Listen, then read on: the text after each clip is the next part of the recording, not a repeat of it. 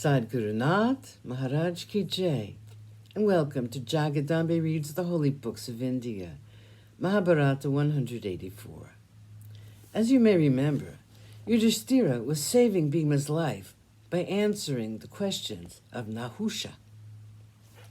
Nahusha put many questions on the order of society, the division into four castes, and other important points of behavior and codes of living. The answers of Yudhishthira were sharp and correct. But one could see also the humility, the extreme humility of the man, in the manner in which he framed the answers.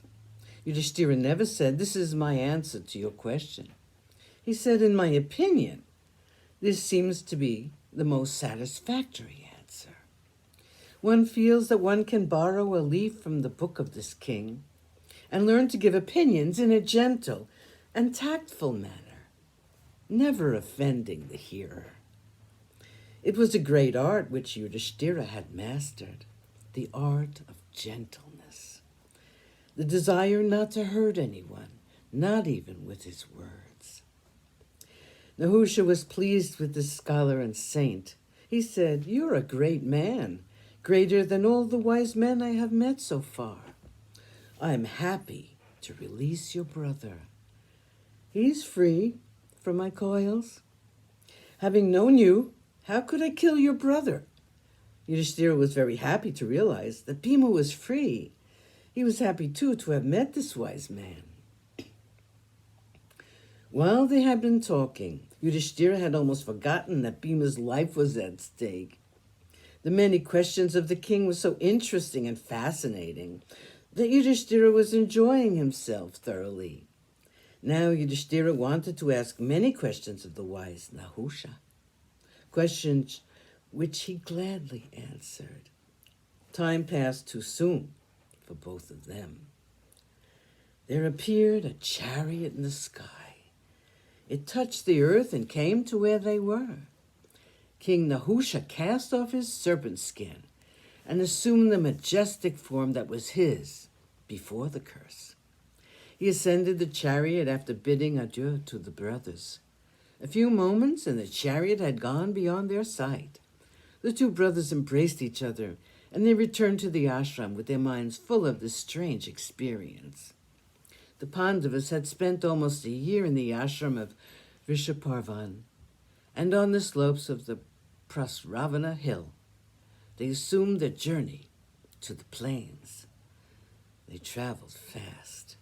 They reached the river Saraswati. They crossed it and reached Dwaitavana. It was their old dwelling place. It was there that Vyasa had come to them and asked Yudhishthira to send Arjuna to the north, where he could perform tapas and please Lord Shankara. It all seemed so far away now.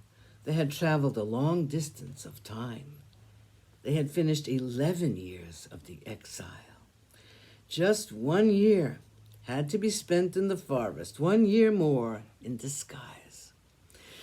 And then they were free of this dreadful exile. They were almost happy. They did not seem to think of anything else. They were all thinking of only one thing, war. War that was soon to be fought between Pandavas and Kauravas. Bhima's face was clearing up gradually, and the cloud had lifted. He appeared to be more cheerful. So passed the time for the Pandavas. Chapter 15. 2 years more. The rains came. It was a very heavy monsoon. They were so happy and so excited to see the coming of the rainy season. The river Saraswati was full. It was a pleasing sight. After the season had come to an end, the Pandavas left Dwaitavana and went to the Kamyaka forest. Krishna heard that the Pandavas had now come to Kamyaka. It was ages since he'd seen them. He wanted to see his dear friend Arjuna, who had returned from Indra's Amaravati. With his dear wife Satyabhama, Krishna came to Kamyaka to meet with the Pandavas. Sadhguru Nath Maharaj Ki Jai. Thank you for coming. I hope you come again.